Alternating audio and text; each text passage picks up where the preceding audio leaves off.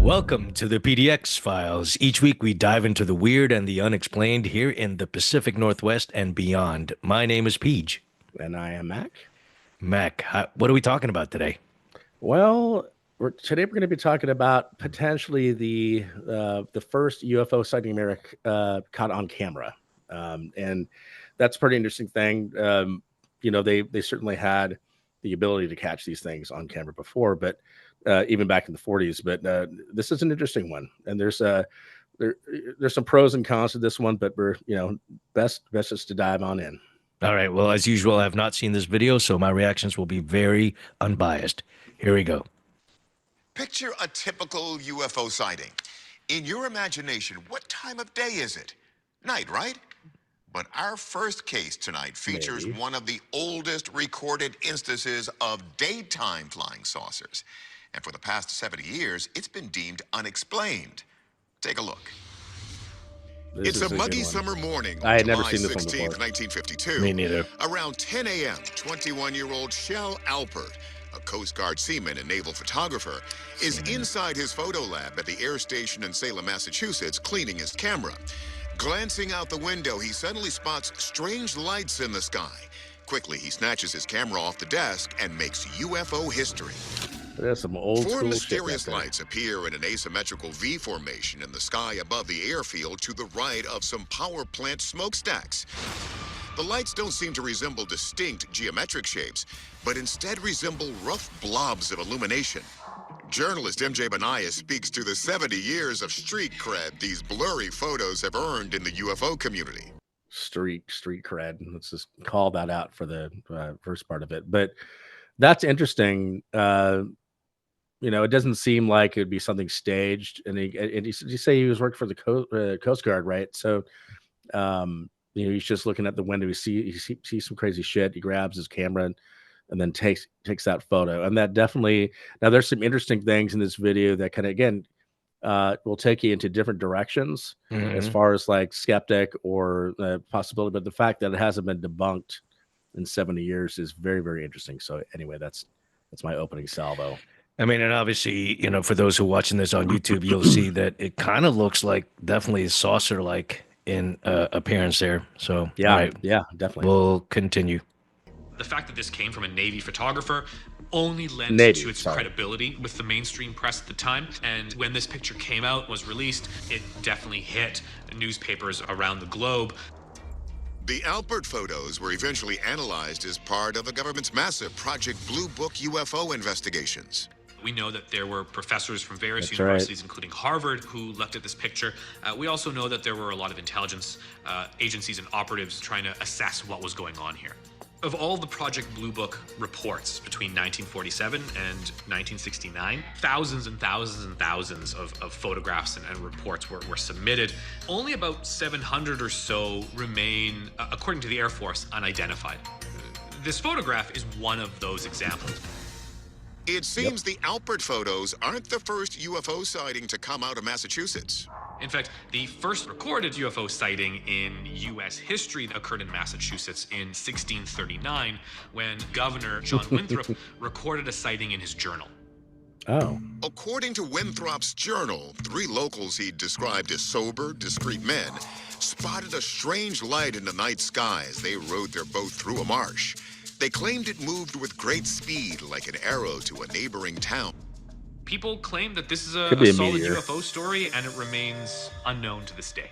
Yeah, I was going to say, I don't know about that, Mr. Winthrop. That sounds like a meteor to me. It's moving that fast, and it has a strange light and some flames. I mean, it's got to be a meteor. Well, I mean, but it showed on the video, though, at least it was depicted as if it was zigzagging across the sky. So yeah, it could be. I mean, and again, I believe they saw something, for, certainly back in those days to make a journal entry.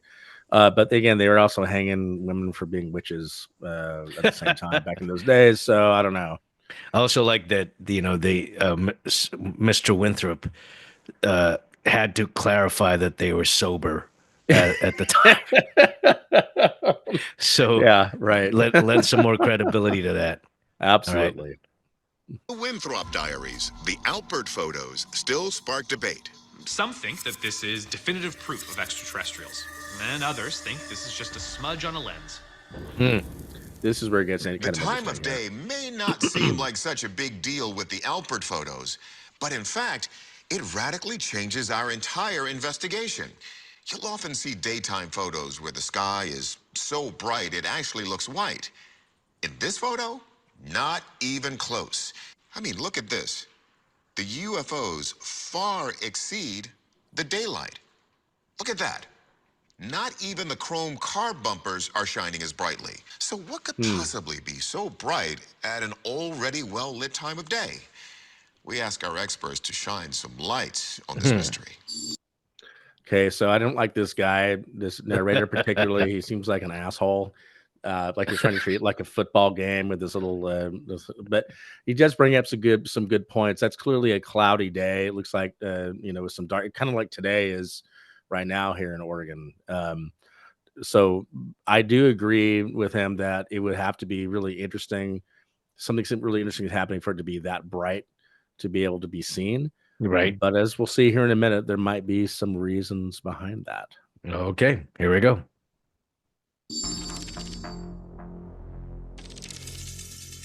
First, the obvious question. Could these images simply be everyday objects like planes or birds reflecting sunlight? Astronomer and VFX artist Mark D'Antonio looks to other objects in the scene for clues. Now, considering that the sun is very, very bright, you might say, well, could these be objects illuminated by the sun? Well, we don't see direct sunlight on the cars. It looks like it's a cloudy day.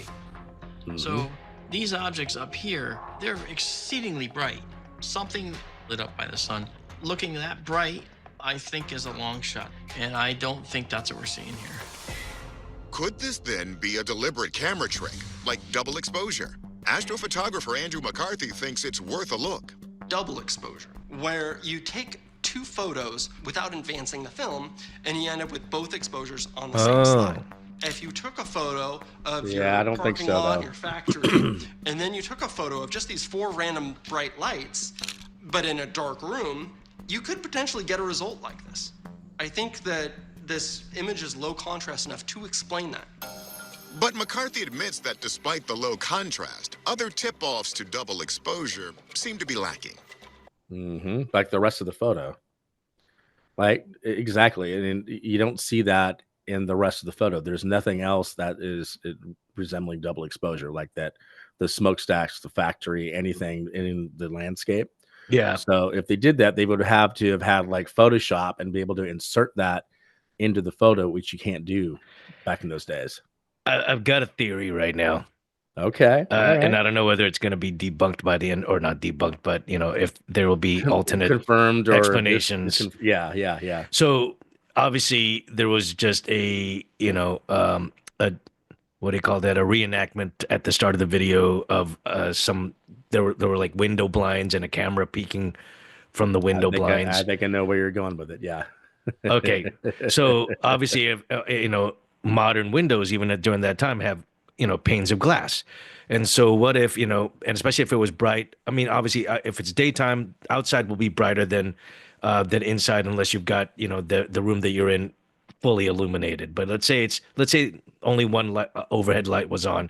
And what if actually those were overhead lights that were inside, that were reflected in the window when it was caught? And the reason I'm leaning towards that right now is how fully, and again, for those people who are watching on YouTube, fully aligned those top three lights are, on a diagonal, as there's not much variation, as if they were indeed flying up in the air.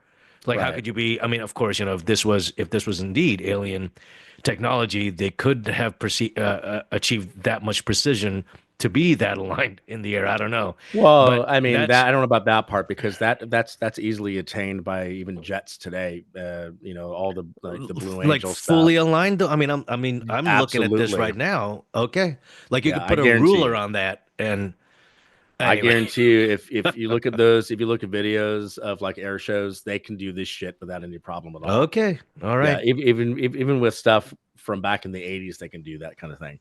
But I knew you were going to go to the reflection, because when I first opened up this, I was like, how is this not debunked? It looks like it could be easily reflection, but let's see what else they got to say. Okay. One artifact from double exposures is ghosting, where you see unwanted elements of that second photograph in the developed final product. Right. I don't really see too much of that here. D'Antonio looks to the witness statement for critical info. He was cleaning his camera and then looked out the window. So the picture was taken through a window. That's a very interesting development. Could that window be the key to solving this decades-old mystery? It's possible that when he was taking that picture through the window, he did not notice that there were possibly 4 lights behind him reflecting. Like what I was saying. That's why I said I know. That was actually reflected in the window. But could the Air Force's Project Blue Book investigators really have overlooked such an obvious explanation? And what's more, McCarthy sees problems with D'Antonio's theory. He says any reflection would mimic the perspective of the lights, which appear smaller the further away they are. But this photo shows the exact opposite. I don't really know what we're looking at here. It could be some lights reflected off a window, or it could be something of supernatural origin. We don't really know. All right. So I think that's the reason why it hasn't been debunked, because of those factors. I understand what you're saying. I could totally see that being the actual explanation as to why that happened. But to me, the thing at the end made a lot more sense to me, and the fact that it's not double exposed. You see, it's not a usual formation you're going to see in lights behind you. Usually it's not like that. Is more of a formation, a flying formation, and aliens have, or not aliens, UFOs have been spotted in those particular formations before. Sure. And that's why I think it's not debunked, because there's no good explanation for what they're seeing. And I think that, and that last point about perspective, that's definitely, compelling for sure, because if they were indeed lights that were behind the photographer, like he said, then it would be like diminishing in a perspective. But those it seemed like they were all about the same size, to be honest. Size. Yep. All right. Well, that's interesting. I don't know if I'm fully convinced, Mac, but you don't have to be. It'd be interesting what our listeners and our viewers think. Well, if you enjoyed this content, please give it a like and share it across your socials to help get the word out about our show. If you hadn't already done so, please subscribe, and on YouTube, hit that notification bell to make sure you don't miss out on future episodes. Thanks for tuning in. We'll see you next time.